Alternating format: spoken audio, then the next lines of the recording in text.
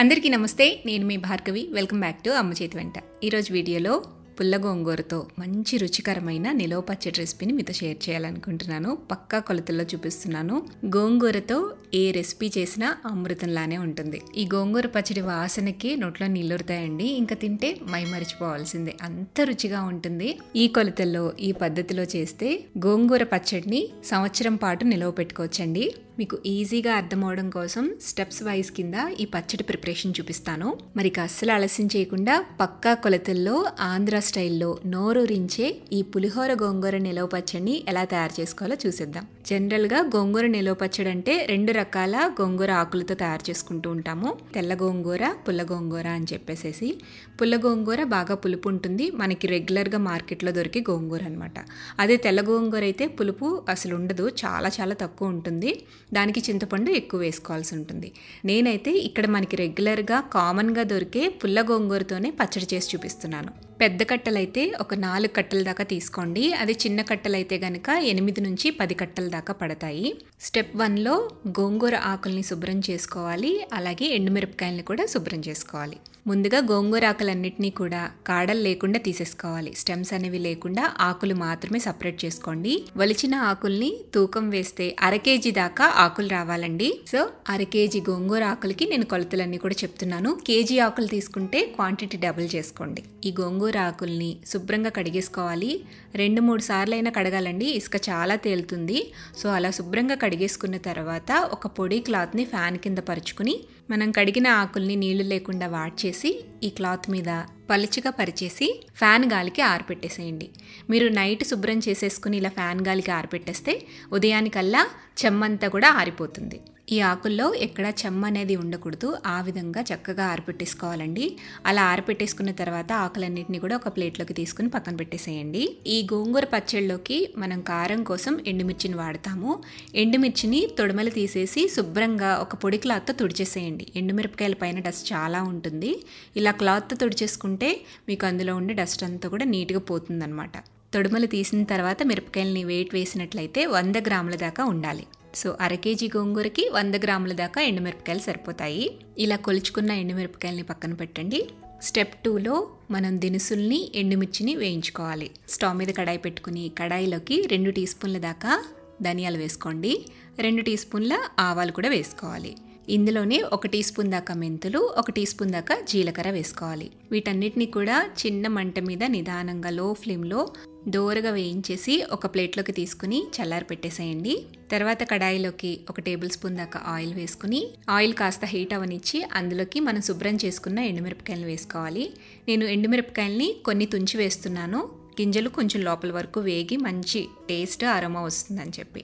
ఎండుమిర్చిని కూడా చిన్న మంట మీద వేయించండి, మాడిపోకుండా చూసుకోండి. దోరగా వేయించేసి స్టవ్ ఆపి ఈ కడాయిని పక్కన పెట్టేసుకుని పూర్తిగా చల్లారిపోనివ్వండి. స్టెప్ 3లో గ్రైండ్ చేసుకుని మసాలా బ్లెండ్ని తయారు చేసుకుంటాము. మిక్సీ జార్ తీసుకుని అందులోకి మనం ముందుగా వేయించి పెట్టుకున్న ధనియాలు, జీలకర్ర, మెంతులు, ఆవాల్ని వేసి మెత్తటి పొడిలాగా గ్రైండ్ చేయండి. ఇలా కొంచెం గ్రైండ్ చేసుకున్న తర్వాత ఇందులోకి 1/2 కప్పు దాకా కల్లుప్పు వేసుకోవాలి. వెయిట్లో వచ్చేసి 50 నుంచి 60 గ్రాములు పడుతుందండి కల్లుప్పు. కల్లుప్పుని కాస్త ఎండలో అయినా పెట్టుకోవచ్చు, లేదంటే డ్రై రోస్ట్ అయినా చేసుకోండి. అలా చేసుకోవటం వల్ల ఉప్పులో ఉండే తేమ అనేది పోతుందన్నమాట, పచ్చడి నిలువ ఉంటుంది. సో ఉప్పు వేసేసాక మెత్తగా గ్రైండ్ చేసేసేయండి. గ్రైండ్ చేసుకున్న ఈ పొడిని పచ్చడి కలుపుకోవడానికి వీలుగా ఉండే ఒక బేషన్లోకి వేసుకోండి. తర్వాత అదే మిక్సీ జార్లోకి మనం వేయించుకుని పక్కన పెట్టుకుని చల్లారి పెట్టుకున్న ఎండుమిరపకాయలను వేసుకుని గ్రైండ్ చేయండి. మరి మెత్తటి ఫైన్ పౌడర్లా కాకుండా కాస్త బరకుండేటట్టుగా గ్రైండ్ చేసుకోండి. ఇలా గ్రైండ్ చేసుకున్న ఎండుమిర్చి పొడిని కూడా బేసిన్లోకి వేసి కలిపేసేయండి. నెక్స్ట్ మళ్ళీ మిక్సీ జార్ తీసుకుని అందులోకి 1/3 కప్పు దాకా తొక్కవలసిన వెల్లుల్లిపాయలు వేసుకోవాలి. ఇది వెయిట్లో చూసుకుంటే కనుక 50 గ్రాముల దాకా వెల్లుల్లిపాయలు వాడతామన్నమాట. ఈ వెల్లుల్లిపాయల్ని లైట్గా కోర్స్గా గ్రైండ్ చేసుకోవాలి. ఇలా వెల్లుల్లి గుండ్లు కొద్దిగా ఉండేటట్టుగా పల్స్ మోడ్లో బ్లెండ్ చేసి ఈ కారంలోకి వేసి కలిపేసేయండి. కారం కలుపుకున్న ఈ గిన్నెని పక్కన పెట్టేసేయండి. స్టెప్ 4లో మనం గోంగూర ఆకుల్ని వేయించుకోవాలి. స్టవ్ మీద కడాయి పెట్టి కడాయిలోకి 2 లేదా 3 టేబుల్ స్పూన్ల దాకా ఆయిల్ వేసుకోండి.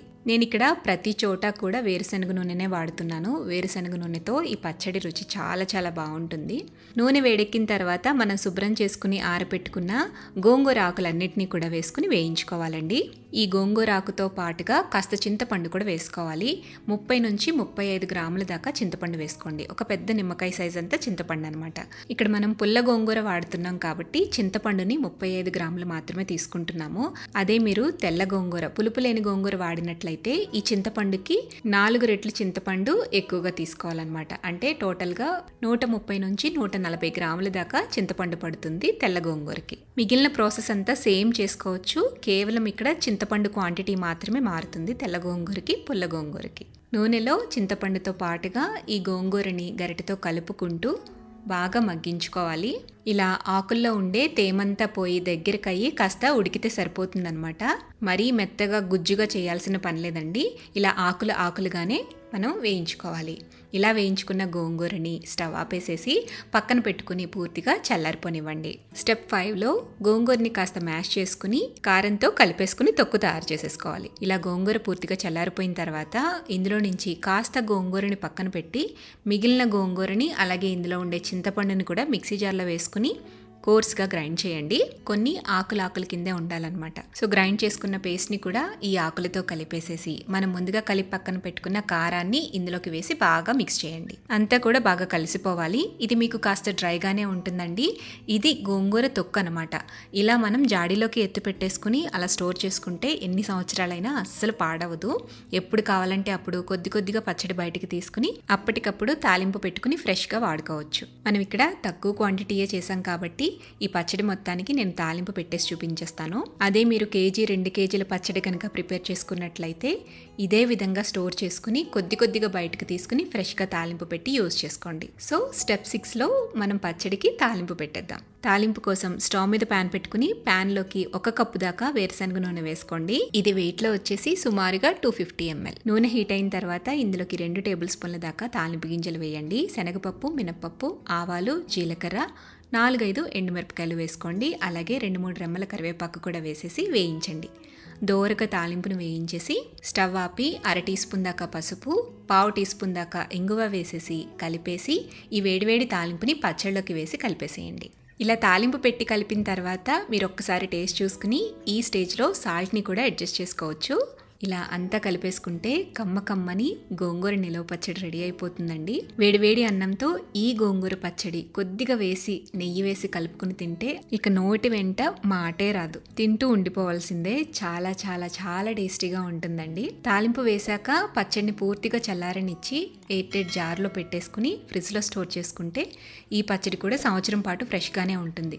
అదే మీరు బయట నిలవ పెట్టుకోవాలంటే గనక నేను ఇందాక చెప్పినట్టుగా తొక్కు ప్రిపేర్ చేసుకుని మనం తినాలనుకున్నప్పుడు పచ్చడిని కాస్త బయటకు తీసుకుని తాలింపు పెట్టుకుని 10-15 రోజులు లేదా 1 మంత్ పాటు యూజ్ చేసుకుంటే ఆ ఫ్రెష్ టేస్ట్ని మనం ఎంజాయ్ చేయొచ్చు. మరి అదిరిపోయే రుచితో ఈ కమ్మని గోంగూర పచ్చడిని మీరు కూడా ఇంట్లో నేను చెప్పినట్టుగా ట్రై చేసి చూడండి.